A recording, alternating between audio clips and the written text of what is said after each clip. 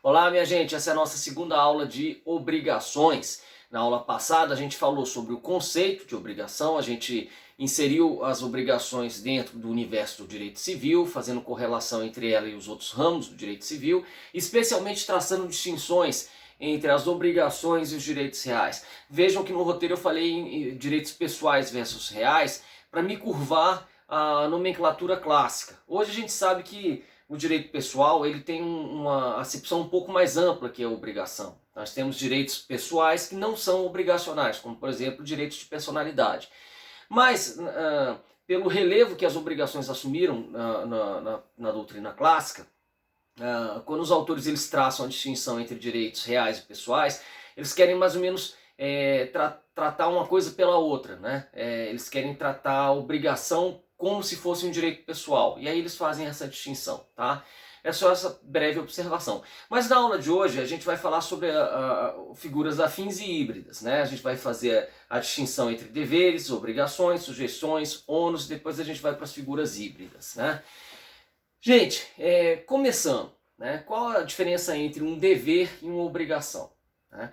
Quem enfrentou essa matéria bem foi o professor Cristiano Chaves. Foram os professores Cristiano Chaves Farias e Nelson Rosenwald. Né? Eles dizem, e eu acho que o conceito deles é feliz, né? Eles dizem que deveres jurídicos importam na necessidade de observância de um determinado comportamento em virtude da imposição do ordenamento. Não é muito diferente do conceito do professor Antunes Varela, que diz que o dever é uma necessidade imposta pelo direito objetivo a uma pessoa de observar determinado comportamento. É um pouquinho distinto do conceito do Caio Mário. O Caio Mário diz que dever jurídico seria algo que derivasse direto e sem intermediários da lei. Mas eu prefiro a ideia dos professores Cristiano Chaves, Nelson Rosenwald e também do professor Antunes Varela. O direito, a contraface, a outra face do direito subjetivo seria o dever jurídico. Né? O dever jurídico, então, é uma imposição do nosso ordenamento jurídico quanto à observância de determinadas condutas pela parte, que é o polo passivo da relação jurídica. Tá? Qual a diferença disso para uma obrigação?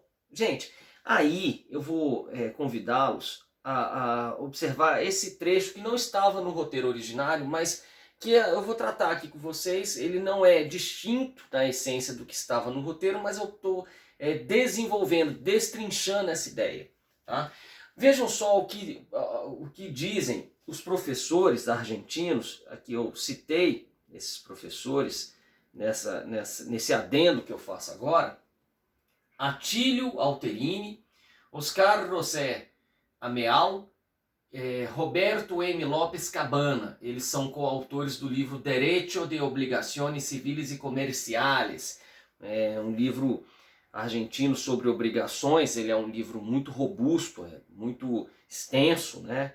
E ele é muito feliz ao dizer o seguinte, ao tratar mais ou menos da seguinte ideia: o dever jurídico, portanto, pode nascer das mais diversas relações, porque o dever jurídico ele é uma imposição de observância de determinado comportamento. Então, esta é derivado do ordenamento jurídico. Esta imposição de observância de comportamento, ela pode se dar numa relação de direito de personalidade, numa relação jurídica de direito de família, numa relação jurídica de direito real, numa relação jurídica de sucessões, numa relação jurídica de direito público, numa relação jurídica especificamente de direito penal, tributário, administrativo, etc. Então eu tenho deveres jurídicos das mais diversas ordens. Isso é intuitivo para quem estuda direito. Você sabe disso já.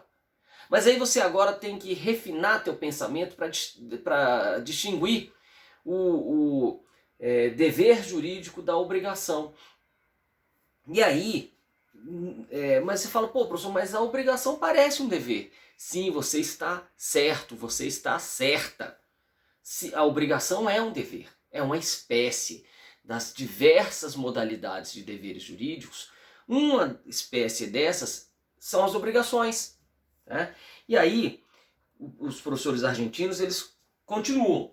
Haverá de outra banda um dever obrigacional apenas quando o devedor estiver vinculado ao credor por uma prestação que lhe haverá de ser adimplida. Então, gente, eu tenho um universo gigante de deveres. Dentro desse universo, eu tenho deveres específicos que vinculam credores a devedores em torno de prestações. Este tipo de dever é chamado de obrigação. Ah, então, professor, a obrigação é uma espécie de dever jurídico? Isto. Entenderam? Eu só achei importante frisar isso, porque no roteiro está muito resumidinho e eu achei legal a gente dar uma esticada nessa ideia para que você não tenha medo de concluir de forma lógica este raciocínio. A obrigação é uma espécie, sim, de dever, mas é uma espécie muito peculiar, que une, que é imposta ao sujeito passivo dessa relação jurídica chamada obrigacional, vinculando-o ao sujeito ativo, que é o credor, para que ele preste algo. Tá certo, gente? Aí sim haverá uma obrigação. Tá?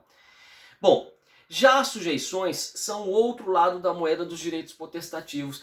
Quem já acompanhou as minhas aulas e viu quando eu dei aula, nas últimas aulas de fatos jurídicos, quando eu fui falar sobre prescrição e decadência, eu dizia que a grande distinção entre prescrição e decadência repousava na natureza do direito em jogo. Se fosse um direito subjetivo típico, em que você tem um sujeito que há de prestar algo a outra pessoa, né?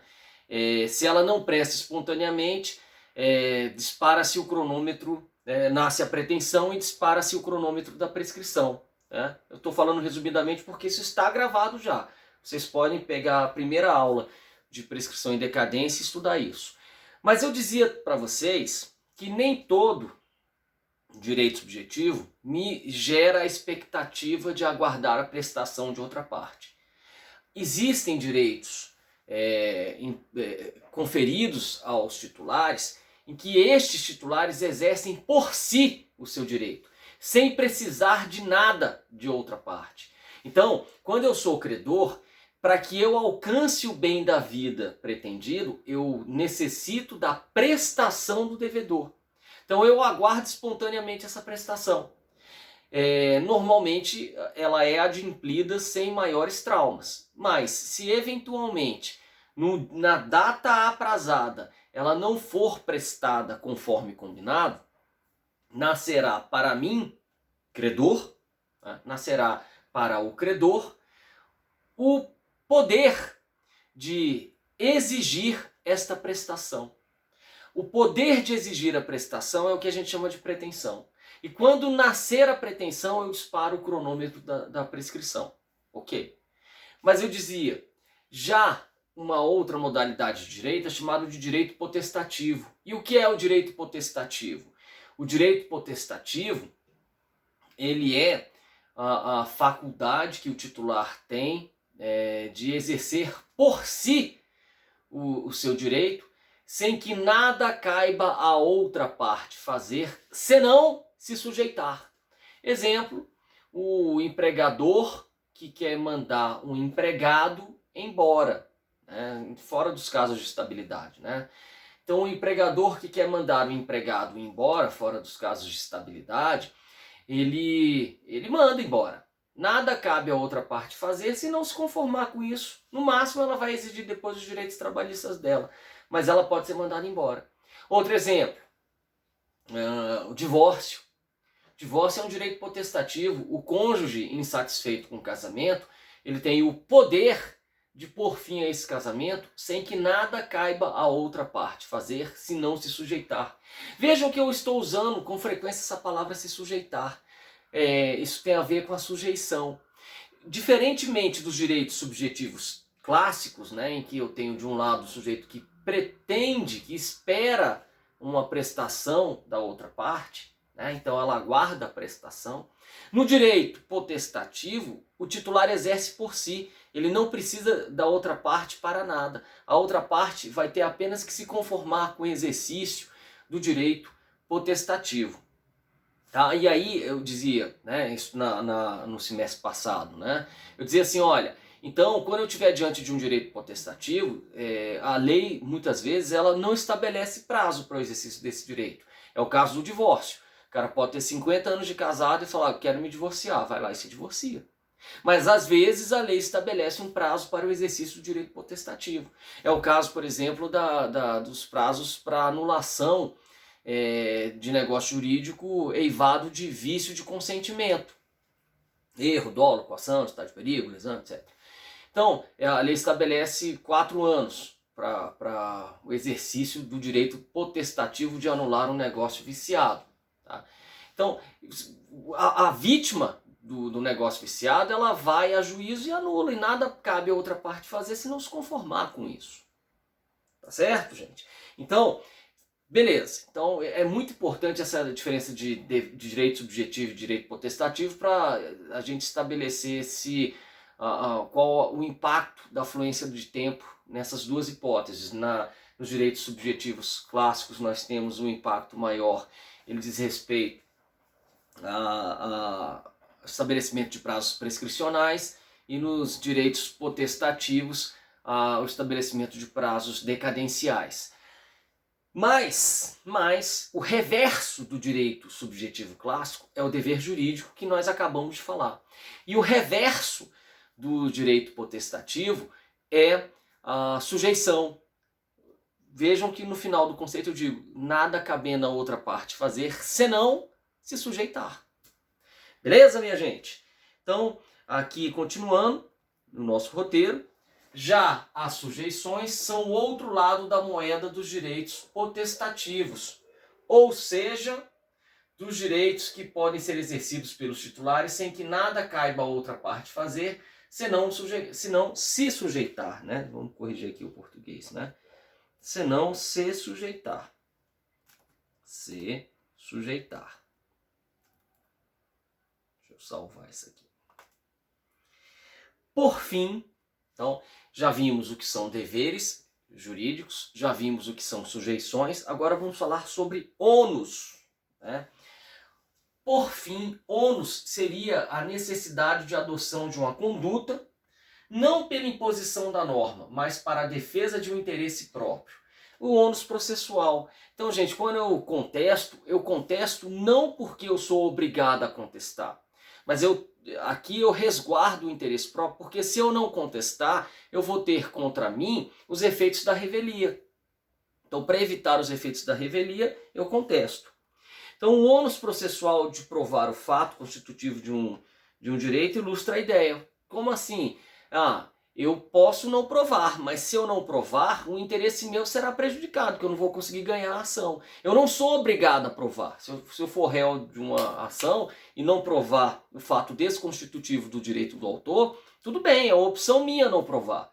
Só que eu não vou conseguir ganhar a ação. Então é diferente, porque no dever jurídico me é imposto um comportamento.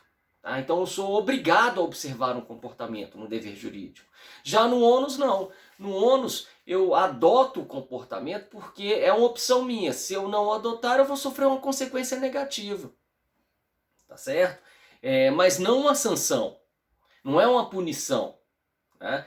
É apenas uma decorrência natural de eu não ter me desincumbido do meu ônus. Tá? Bom, agora vamos para as figuras híbridas. Tá? Então já estabelecemos a diferença entre deveres, sujeições e ônus. Agora vamos falar das figuras híbridas. As figuras híbridas são obrigação próprio terreno, real ou ambulatória, a primeira delas. Como assim figuras híbridas? Porque, gente, dentro das obrigações, a gente viu que existem distinções entre obrigações e direitos reais. Mas existem algumas figuras que ficam ali no limbo. Você não sabe, elas assumem mais características de uma coisa ou de outra, né?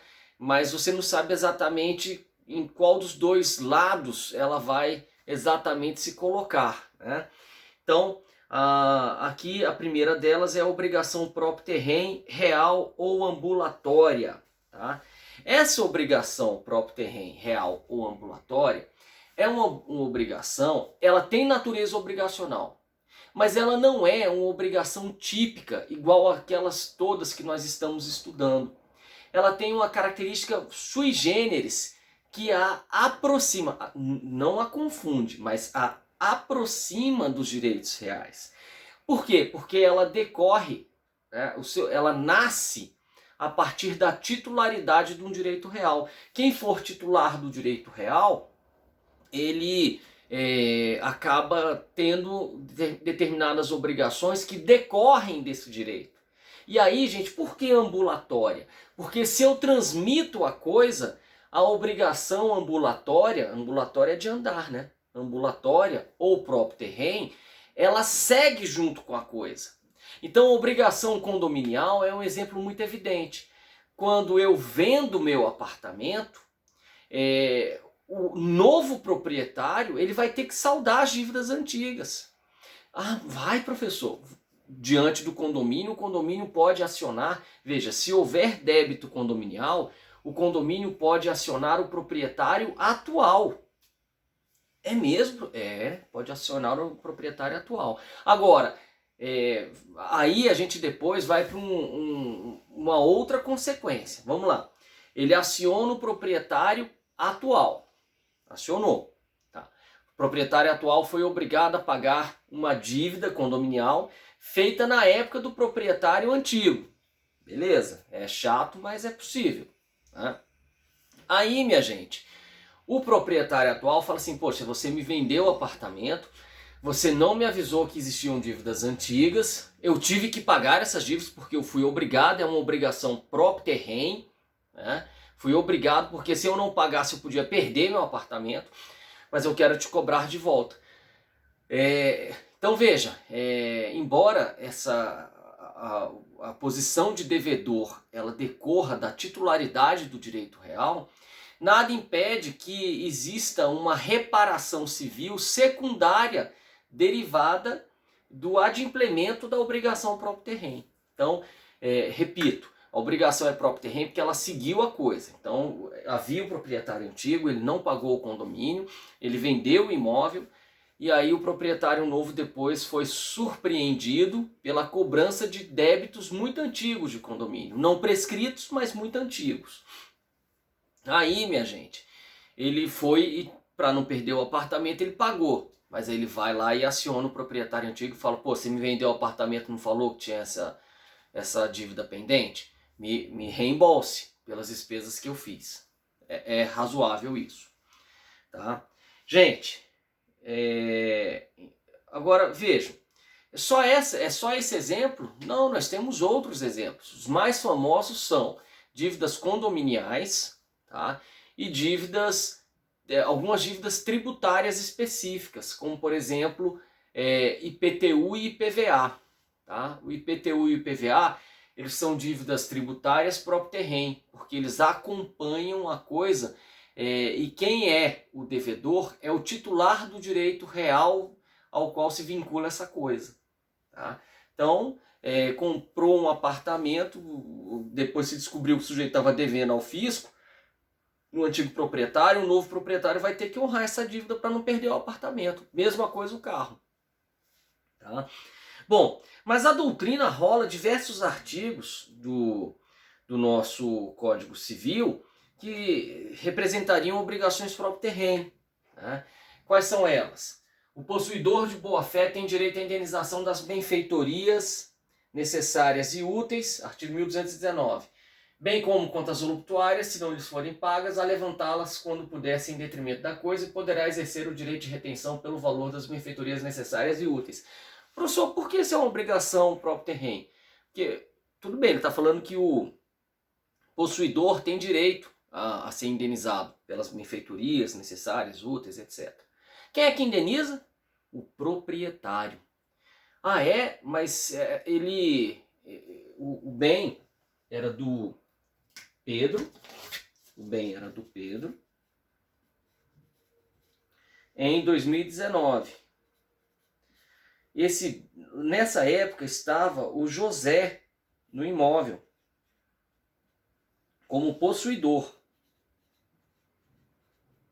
de boa fé. Não, um possuidor autorizado pelo Pedro. ele tinha esse imóvel por empréstimo. Ele ocupava esse imóvel por empréstimo. Então, possuidor de boa-fé. Aí, o Pedro vendeu o imóvel para o Rogério. Isso em 2020. E aqui em 2020, o José continuou no imóvel e fez benfeitorias aqui e benfeitorias aqui. Em 2021, ele sai do imóvel. E ao sair do imóvel, ele prova as benfeitorias necessárias e úteis que ele fez. Então vamos lá ao problema. José, possuidor de boa-fé, ocupou o imóvel a partir de 2019, autorizado pelo dono, que era Pedro. Tá? E aí ele ficou nesse imóvel. Tá? E ficou autorizado, e Rogério comprou o imóvel, mas Rogério não se incomodou, achou até bom ter alguém lá para vigiar o imóvel. Era um empréstimo? Era. Ficou lá. Beleza. Nesse período, José, possuidor de boa-fé, autorizado inicialmente por Pedro e depois por Rogério, realizou em 2019 benfeitorias, entre 2019 e 2020, na época que o imóvel era de propriedade do Pedro, e entre 2020 e 2021, quando o imóvel passou a ser propriedade do Rogério, ele também realizou benfeitorias indenizáveis. Né? E aí ele teve que sair do imóvel. Mas para sair do imóvel, ele virou para quem agora? Falar assim, olha, eu provo que eu fiz benfeitorias necessárias e úteis na forma do artigo 1219. Alguém vai ter que me pagar por elas. Eu, Rogério, o atual dono, não posso chegar para ele e falar assim, ah, ok, eu só vou pagar de 2020 para cá, porque foi quando eu comprei um imóvel. 2019 você cobra do Pedro. Essa obrigação é uma obrigação próprio terreno, ela deriva do direito de propriedade. Quem é que paga ao possuidor a benfeitoria útil e necessária feita no estado de boa-fé? Quem paga é o proprietário. Ah, mas mesmo eu vou pagar até as benfeitorias feitas antes de eu ser proprietário? Vou pagar. Tá bom, gente? Porque isso é uma obrigação próprio terreno. Né? Continuando, outros exemplos. Né? Então nós já vimos 1219, 1234. Aquele que restituir a coisa achada nos termos do artigo antecedente terá o direito a uma recompensa não inferior a 5% do seu valor e a indenização pelas despesas que houver feito com a conservação e o transporte da coisa se o dono não preferir abandoná-la. Na determinação do montante da recompensa, considerar-se-á o esforço desenvolvido pelo descobridor para encontrar o dono ou o legítimo possuidor, as possibilidades que teria este de encontrar a coisa e a situação econômica de ambos. Gente, o nome dessa verba aí do artigo 1234 é achádego. O achádego, ele é uma indenização que o proprietário que tinha perdido o objeto móvel, ele tem que pagar a quem encontrou esse objeto. Tá? A gente estudou, quem foi aluno meu estudou isso em ato-fato, também está nas aulas gravadas. Quando eu vou falar de ato-fato, eu começo a trazer todos os exemplos que a doutrina estabelecia para ato-fato, e eu falava que um deles era a descoberta, artigo 1233 e seguintes. E o 1234 ele traz uma obrigação próprio terreno do dono da coisa achada ter que indenizar quem achou. Então não importa quem seja o dono atual da coisa móvel, né? Ele vai ter que indenizar. É um dever decorrente da simples titularidade deste bem. Outro exemplo, artigo 1297. O proprietário tem o direito a cercar, murar, valar ou tapar de qualquer modo seu prédio urbano ou rural e pode constranger o seu confinante a proceder com ele à demarcação entre os dois prédios, a aviventar rumos apagados e a renovar marcos destruídos ou arruinados, repartindo-se proporcionalmente entre os interessados as respectivas despesas. Parágrafo 1º. Os intervalos, muros, cercas e os tapumes divisórios, tais como sebes vivas, cercas de arame ou de madeira, valas ou banquetas, presumem-se até prova em contrário pertencer a ambos os proprietários confinantes, sendo estes obrigados, de conformidade com os costumes da localidade, a concorrer em partes iguais para as despesas de sua construção e conservação. Aqui também o aluno de graduação, quando a gente fala em prédio, ele imagina um edifício.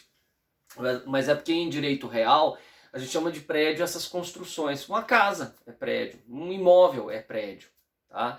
Então as cercas divisórias dos prédios, seja um edifício, seja uma casa, seja um lote, seja o que for, elas devem ser assumidas pelos proprietários. Se um proprietário construiu sozinho, ele pode cobrar metade desse valor do outro proprietário.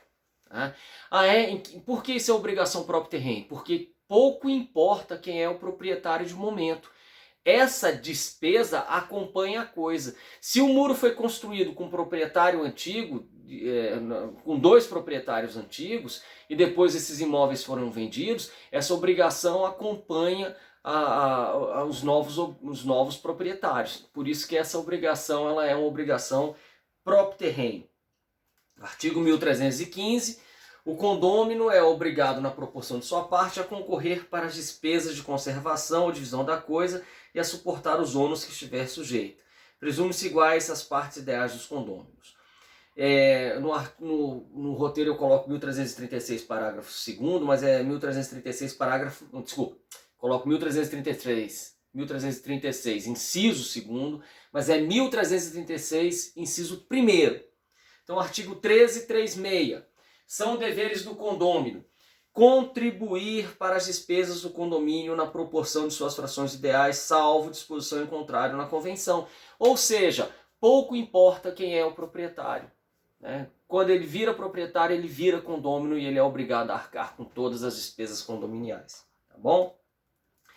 Agora lembre-se que toda vez que o novo titular do direito real arcar com a despesa antiga, ele pode mover ação de regresso contra o desleixado que não pagou na hora certa.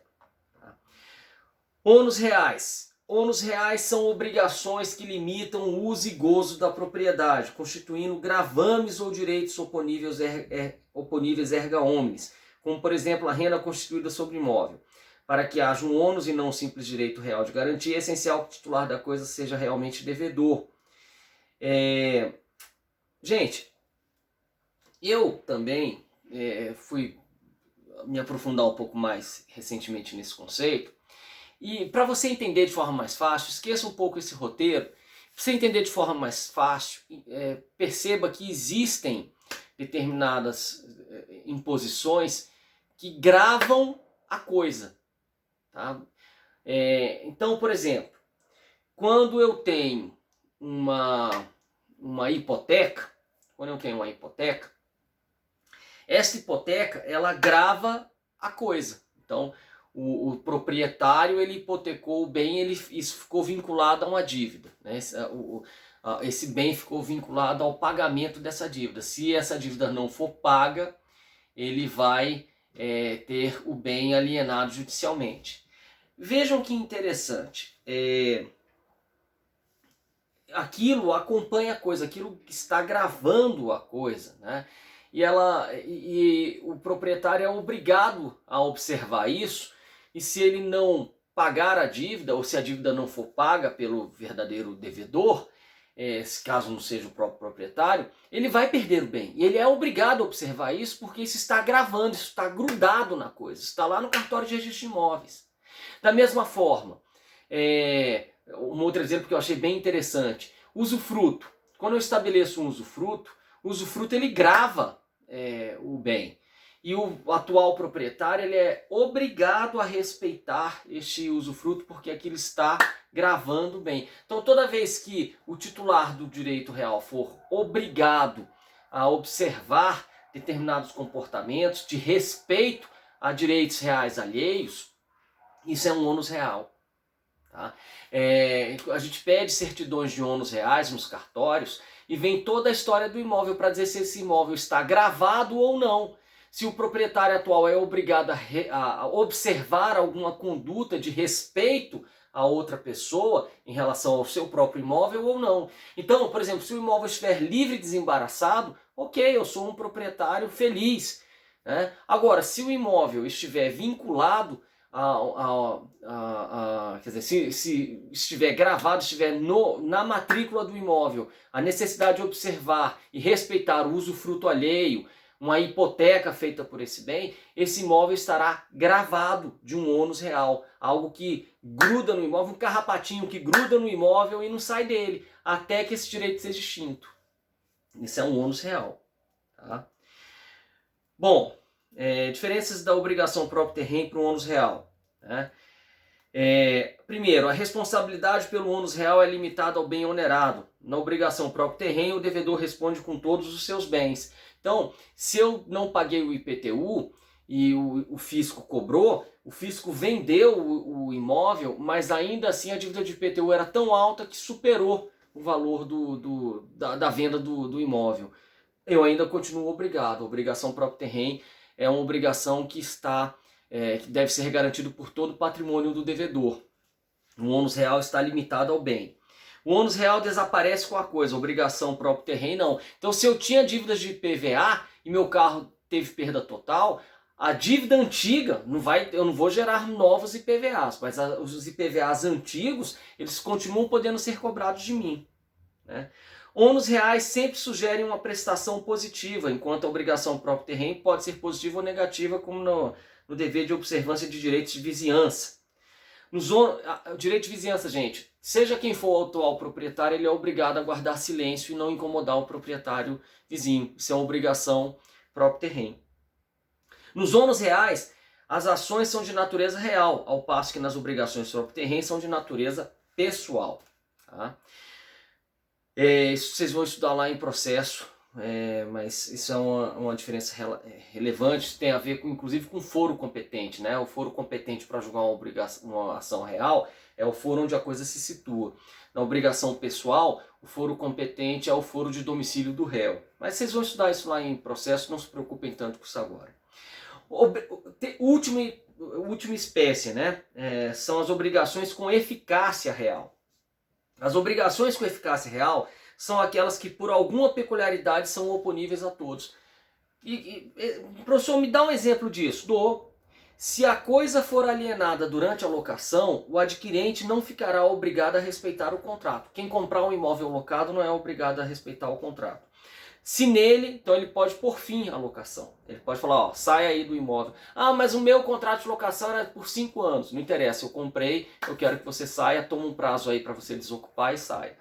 Tá. Então o proprietário não é obrigado a respeitar o contrato antigo. O novo adquirente não é obrigado a respeitar o contrato antigo de locação. Agora, ressalva. Se nele não for consignada a cláusula de sua vigência no caso de alienação. Então, no contrato de locação, pode ter observação. Se este imóvel for vendido durante a locação, o novo proprietário será obrigado a respeitar esse contrato. Então, ele vai ser obrigado a respeitar se o imóvel for alienado e se isso estiver no registro. Bom, o registro a que se refere esse artigo será o de títulos e documentos do domicílio do locador, quando a coisa for móvel, e será o registro de imóveis na respectiva circunscrição quando a coisa for imóvel. Lembrando que a lei de locação de imóveis urbanos, 8245 de 91, ela tem, salvo engano, no artigo 8º, um dispositivo parecido. Então, por que isso é uma obrigação, como a gente diz aqui, ó, uma obrigação com eficácia real? Por que isso é uma obrigação com eficácia real? Porque uma vez que esta cláusula conste do contrato de locação e o contrato esteja registrado no competente cartório de registro de imóveis, esta cláusula será oponível erga omnes. Esta obrigação de respeitar o contrato é para toda a comunidade. Quem quer que venha a comprar o imóvel será obrigado a respeitar esse contrato, porque ele está registrado, esse contrato no cartório de registro de imóveis, e dentro dele tem uma cláusula dizendo que o novo adquirente será obrigado a observar o contrato de locação. Tá certo, minha gente? Então, é isso.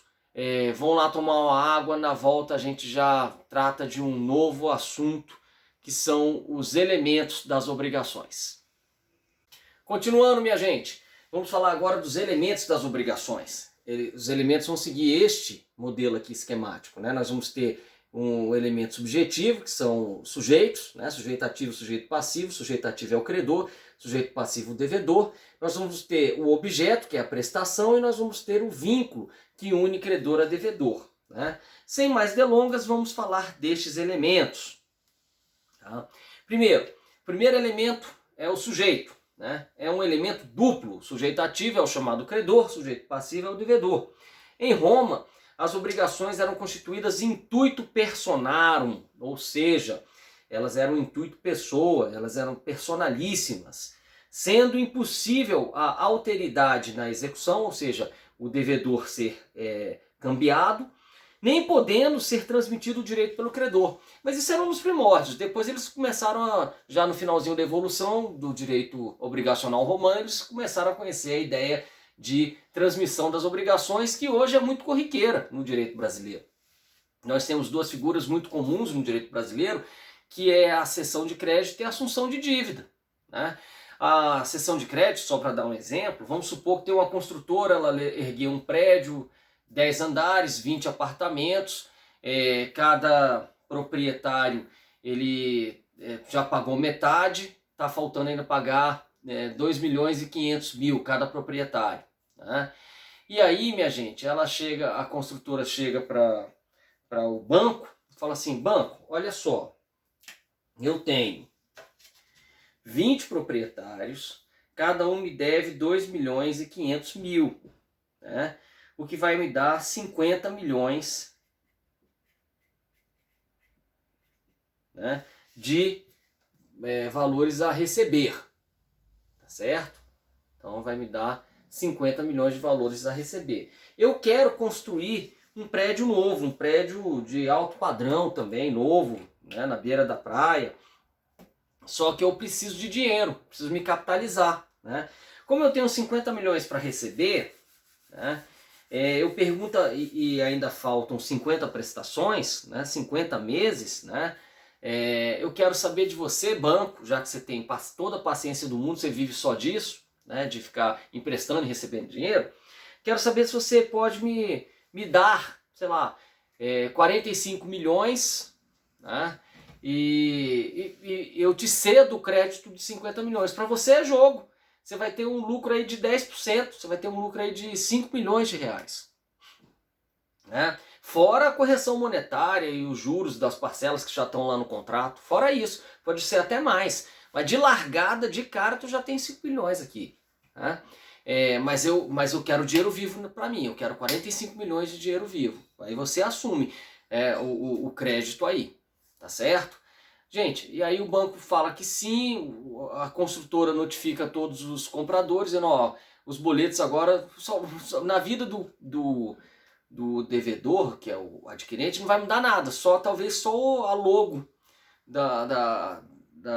do boleto é que vai mudar. Ao invés de vir credor a construtora, vem credor o banco.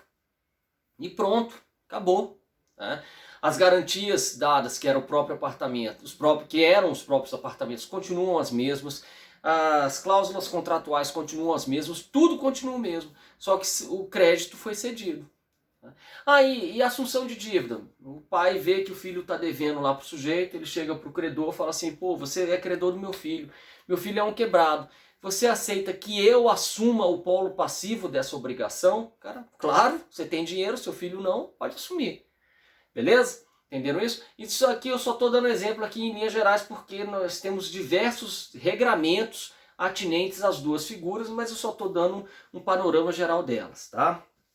Bom, então hoje em dia o direito atual admite a transmissibilidade das obrigações. Ocorre, porém, que, embora transmissível, os sujeitos devem ser determináveis.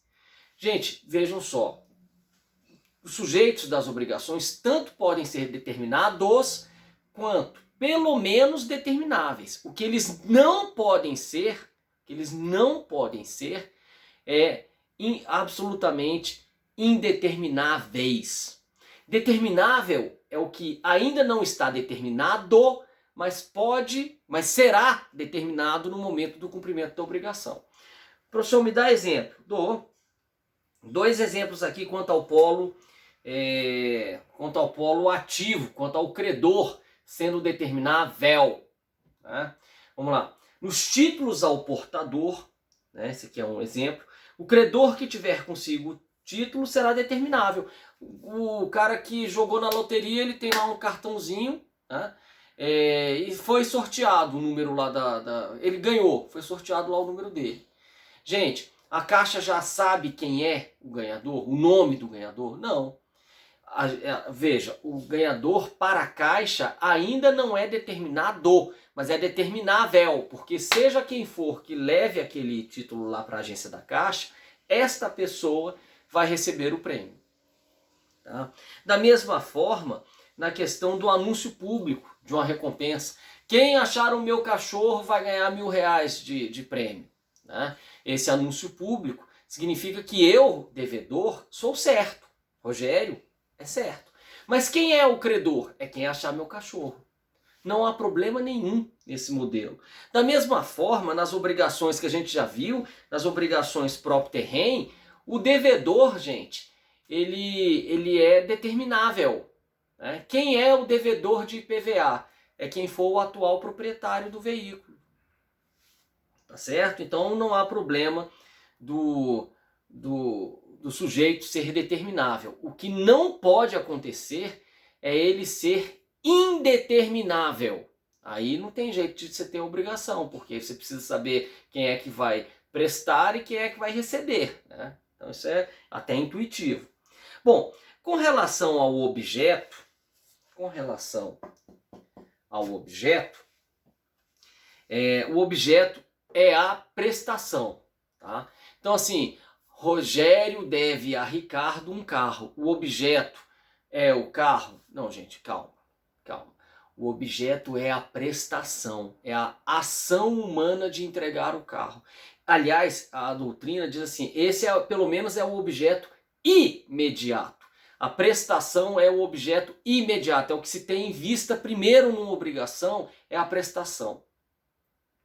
E o carro em si? O carro em si é o objeto imediato. Tá certo, gente? Então pode acontecer da obrigação ter um objeto imediato, que é a prestação, e o bem da vida, em última instância, almejado, ele pode vir a ser o objeto mediato. Tá bom? Então no roteiro está dito que o objeto da obrigação é a sua prestação, fato humano. Não se confunde com a coisa em si perseguida.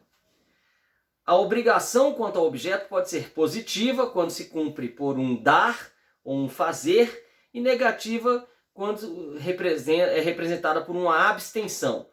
Pode representar um dar ou um fazer. Pode oscilar entre uma coisa ou um outro fato e ser alternativa. Todavia, seja qual for o objeto, ele deve ser dotado de 4 características. Bom, essas 4 características pela doutrina majoritária. Vamos a ela. Possibilidade. Possibilidade mormente material e deve ser apurada concomitantemente ao nascimento da obrigação. Né? Quer dizer, deve ser apurada, gente. A possibilidade é quando, na realidade, se a obrigação for condicional, a possibilidade é no momento da prestação que a gente vê, né? Mas normalmente ele é apurado quando a obrigação nasce, para saber se é possível. Isso a gente viu quando a gente estudou, fatos jurídicos, que todos os negócios jurídicos deveriam ter esses objetos lícitos, possíveis, determinados ou determináveis. Isso vale para a obrigação também. A prestação ela tem que ser possível, lícita, determinada ou determinável. Pelo menos. Né? Então vamos lá. Possível, liceidade. Ela tem que ser lícita também. Determinável, tenho que saber sobre o que vai recair. E aqui, gente, eu não vou me estender muito porque eu vou remeter vocês ao estudo de negócios jurídicos. Agora, patrimonialidade. Essa patrimonialidade é o que a doutrina majoritária diz. Mas o Antunes Varela, ele chega a pôr meio em xeque se a patrimonialidade é ou não um requisito necessário para que a obrigação ela se constitua, para que o objeto da obrigação ele seja válido, né? Por quê, gente? Porque, gente, eu vou falar para vocês, vamos supor que uma pessoa tenha achado fotos da minha família, né, fotos dos meus antepassados, antiga, né? Aí eu não sabia onde estavam essas fotos, sei lá, ela por alguma coincidência da vida ela tem essas fotos, né? E ela vai e ela me dá essas fotos, né? Ela me dá essas fotos, né? Gente, isso aí para mim tem um valor econômico isso? Pode até, eu posso até comprar essas fotos dela, né? Mas vamos supor que ela faça isso por amizade, né? E aí ela se obrigue a entregar essas fotos, né? Será que isso tem, isso deixaria de ser uma obrigação só porque isso não tem um caráter econômico evidente? Outra coisa, vamos pensar em negócios jurídicos atinentes a direitos de personalidade. Questões relativas a prestações positivas ou abstenções em relação a direitos de personalidade. Aqui não há patrimonialidade mesmo em direitos de personalidade, né? Mas então isso não tem cunho obrigacional, isso não vai ser necessariamente observável, porque isso não é uma obrigação. Não, gente, eu acho que quando a gente foca na patrimonialidade, né, ainda que seja uma patrimonialidade indireta, porque tem gente que fala assim, tudo bem, o cara se comprometeu a entregar as fotos, o cara se comprometeu a respeitar teu direito de personalidade dessa ou daquela maneira, e não o fez, ele vai ter que te indenizar. Logo haveria uma patrimonialidade. Não, gente, não. A indenização pelo desrespeito a um direito de personalidade não torna esse direito um direito patrimonial. Ela é apenas uma conversão ao que é possível de se sancionar aquele que desrespeitou o que fora combinado entre as partes. Mas isso não torna, eu não posso raciocinar no descumprimento para analisar se há patrimonialidade ou não na obrigação. Tá? Patrimonialidade, eu penso, se há uma conversão natural daquela prestação em pecúnia. Uma doação, gente, há uma conversão natural. Vou te doar um carro. Eu sei quanto é que seu patrimônio está sendo acrescido pela doação do carro. Agora, vou te prestar algo relativo a um direito de personalidade seu, teu patrimônio não está sendo acrescido em nada, tá certo? No entanto, eu, Rogério, me filio a Antunes Varela e eu acho que sim, que a patrimonialidade não é um requisito necessário das obrigações, embora reconheça que a maior parte da doutrina aponta a ser. Tá? Bom, vínculo. Vínculo é a essência abstrata das obrigações, o poder criador do liame entre as partes. Vínculo é isso aqui, né? É o poder desse liame entre as partes, né? E vejam, é o poder criador do liame entre as partes, por cujo desate responde o patrimônio do indivíduo. É ele que traduz o poder que o sujeito ativo tem de impor ao outro uma ação positiva ou negativa e exprime uma sujeição que pode variar largamente dentro, porém, de dois extremos que são seus limites externos. A seriedade da prestação e a liberdade individual, que embora possa ser reduzida, nunca poderá ser totalmente suprimida. Então assim, vejam que a gente não tem castigo corporal, por mais que haja uma sujeição do devedor em relação ao credor, não vai haver castigo corporal. Então eu tenho que a obrigação ela tem que ser séria, né? E ela não pode suprimir por completa a liberdade individual. Tradicionalmente era visto como uma relação de sujeição, concepção unitária. Então eu enxergava isso só pela responsabilidade que havia, né? Vamos lá. O débito exprime o dever que tem o sujeito passivo da relação obrigacional de prestar o que é devido, isto é, de realizar uma certa atividade em benefício do credor. Em contraposição, o sujeito ativo tem a faculdade de reclamar do devedor a prestação daquela atividade ou de exigir o pagamento e mobilizar as forças cogentes do Estado no sentido de assegurar o cumprimento dessa obrigação. Nessa existe um princípio de responsabilidade que integra e permite ao credor carregar uma sanção sobre o devedor, sanção que outrora ameaçava a sua própria pessoa, mas hoje é puramente patrimonial. Eles, embora coexistam, podem existir separadamente. Então, gente, débito tem a ver com o dever de prestar. Responsabilidade tem a ver com a possibilidade que o credor tem de sujeitar o devedor às sanções estatais pelo descumprimento. Tá certo? Então veja, débito e responsabilidade formam um vínculo. Normalmente eles vêm juntos, mas por que se diz que antigamente havia uma concepção unitária e hoje há uma concepção que separa as duas coisas? É porque antes se entendia que débito e responsabilidade sempre tinham que vir casados, mas a doutrina começou a pensar em hipóteses em que até existia o débito, mas não existia a responsabilidade e vice-versa. Professor, não estou entendendo nada, me dá um exemplo. Gente, o fiador. Aliás, vamos pegar até outro exemplo, que o fiador é até um pouco polêmico. Vamos pensar no exemplo do eu, Rogério, meu filho faz um empréstimo e meu filho chega para mim e fala assim: pai, você pode hipotecar aquela sala vazia que você tem lá no centro comercial como garantia desse empréstimo? Tá? Gente, aí eu falo, tudo bem, filho, é para ter o sucesso profissional, faço isso. Eu vou lá e hipoteco. Tá? Gente, vamos lá. Neste caso, eu, Rogério, sou devedor, eu tenho débito? Não, o débito não é meu. Mas eu tenho responsabilidade, se meu filho não pagar, a minha sala vai ser penhorada e vai ser vendida? Sim. Então vejam que neste caso, olhando para o Rogério, você diz, o Rogério tem responsabilidade pelo adimplemento, mas ele não tem o débito é do filho dele. Então é um caso em que há responsabilidade sem débito.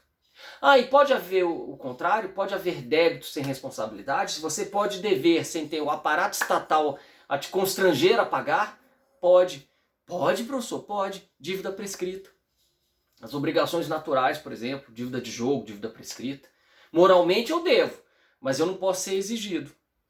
Percebe? Então, gente, isso é que se chama de corrente dualista. É aquela que diferencia o Schuld, que é o débito, do Haftung, que é a responsabilidade. Tá? Então, eles normalmente vêm juntos. Normalmente, o padrão clássico de uma obrigação é eu ser devedor e eu ter o débito, porque eu sou devedor e sou responsável, vou sofrer as sanções, a carga estatal caso eu não cumpra. O normal é isso. Mas pode acontecer de eu sofrer a carga estatal sem ser devedor, por exemplo, quando eu hipoteco um imóvel meu para garantir dívida de terceiro. Ou pode ser que eu seja devedor, eu tenho débito, mas já não tenha mais o constrangimento estatal para me impor o pagamento, por exemplo, se a dívida estiver prescrita. Tá bom, gente? Espero que vocês tenham gostado e tenham entendido, mas de qualquer forma eu estarei ao vivo para tirar dúvidas de vocês no momento da nossa aula de obrigações. Tá bom, gente? Um abraço!